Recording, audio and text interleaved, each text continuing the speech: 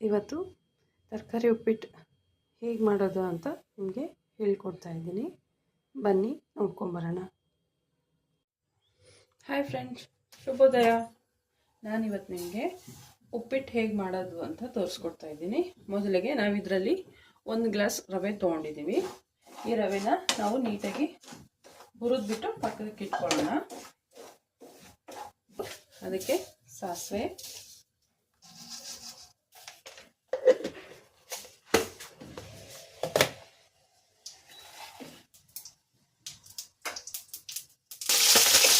ಹಾಗೆ ಕರಿಬೇವು ಹಾಕ್ತಿದ್ದೀನಿ. ಈರುಳ್ಳಿ,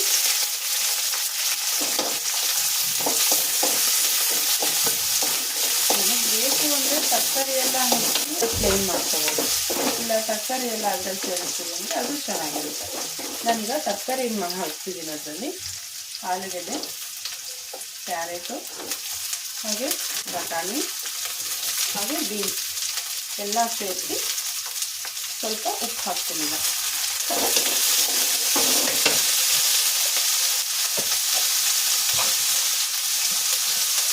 ಉಪ್ಪು ಸೇರಿಸಿ ಒಂದು 5 ನಿಮಿಷ ಇದನ್ನು ಬೇಯಕ್ಕೆ ಬಿಡಬೇಕು. ಇದು ನೀಟಾಗಿ ಫ್ರೈ ಆದಮೇಲೆ ಟೊಮೊಟೊ ಸೇರ್ಸೋಣ.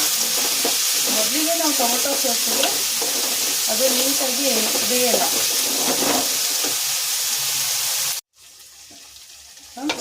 ತರಕಾರಿ ನೀಟಾಗಿ ಫ್ರೈ ಆಗಿದೆ.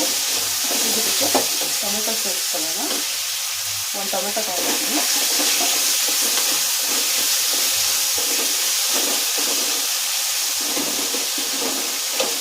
ಟೊಮೊಟೊನು ಈಗ ಇದಕ್ಕೆ ರುಚಿಗೆ ತಕ್ಕಷ್ಟು ಉಪ್ಪು ಹಾಕ್ಕೊಳ್ಳೋಣ. ಆವಾಗ ಸ್ವಲ್ಪ ಹಾಕಿದ್ದೀವಿ ಉಪ್ಪು, ನೋಡ್ಕೊಂಡು ಹಾಕ್ಕೊಳ್ಳಿ. ಇದು ಒಂದು ಕುದಿ ಬರಲಿ. ಓಕೆ ಫ್ರೆಂಡ್ಸ್, ಈಗ ನೀರೆಲ್ಲ ನೀಟಾಗಿ ಕುದೀತಾ ಇದೆ. ಈಗ ನಾವು ರವೆ ಹುರ್ಕೊಂಡಿದ್ವಲ್ಲ, ಆ ರವೆನ ಇದಕ್ಕೆ ಸೇರಿಸೋಣ. ನೀವು ರವೆ ಹಾಕಬೇಕಾದ್ರೆ ನೀಟಾಗಿ ಮಿಕ್ಸ್ ಮಾಡ್ಬೇಕು. ನಾವು ರವೆ ಕೈ ಬಿಟ್ವಿ ಅಂದರೆ ಅದು ಗಂಟಾಗುತ್ತೆ. ನಾವು ರವೆ ನೀಟಾಗಿ ಎಷ್ಟು ಕೈ ಆಡಿಸ್ತೀವೋ ಅಷ್ಟು ನೀಟಾಗಿ ಗಂಟಾಗಲ್ಲ.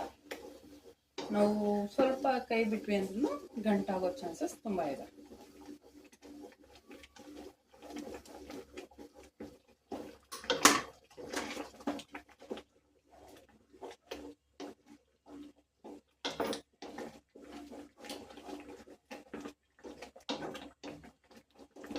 ಇದನ್ನು 2 ನಿಮಿಷ ಫ್ಲೇಮ್ ಕಮ್ಮಿ ಮಾಡಿ ಮುಚ್ಚಿಟ್ಬಿಡೋಣ.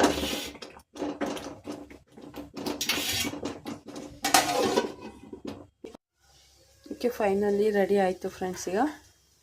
ಈಗ ಇದನ್ನು ಸರ್ವಿಂಗ್ ಬೌಲಿಗೆ ಸರ್ವ್ ಮಾಡಿಕೊಂಡು ನಿಮಗೆ ತೋರಿಸ್ತೀನಿ. ಓಕೆ ಫ್ರೆಂಡ್ಸ್, ಫೈನಲಿ ರೆಡಿ ಆಯಿತು ನಮ್ಮ ತರಕಾರಿ ಉಪ್ಪಿಟ್ಟು. ಹೇಗಿದೆ ಅಂತ ಟೇಸ್ಟ್ ಮಾಡಿ ನೀವು ಮನೇಲಿ ಒಂದು ಸತಿ ಟ್ರೈ ಮಾಡಿ. ಇಷ್ಟ ಆದರೆ ಲೈಕ್ ಮಾಡಿ, ಶೇರ್ ಮಾಡಿ ಮತ್ತು ಸಬ್ಸ್ಕ್ರೈಬ್ ಆಗಿ ಫ್ರೆಂಡ್ಸ್. Thank you.